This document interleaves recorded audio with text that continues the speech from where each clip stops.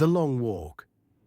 Having pigeonholed his life into a few sorts of routine, Ethan was fond of jogging along the old forest path each night.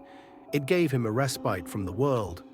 But then came an evening when he sensed it, a prickling on the back of his neck, as if someone were watching.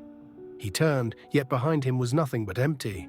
He shrugged it off and continued, but unease set in. The following evening, he saw footprints in the dirt, big and deep and fresh, that matched every step he had taken. He suspected it might be his imagination until the sound of a second set of footsteps fell in behind him. They stopped when he stopped. It was the third night, and Ethan saw it. At the trail's edge stood a vaguely humanoid shape, shadowy and indistinct, but definitely human. He ran faster than before, but no matter how far he went, the figure was always closer each time. On the fifth night, it stopped waiting. It marched next to him, quiet yet immeasurably tall, its face lost in shadow. Ethan yelled it, and his words hung in the cold air. So terrified that he'd stayed completely away from the path, he'd even found footprints outside his house the next morning.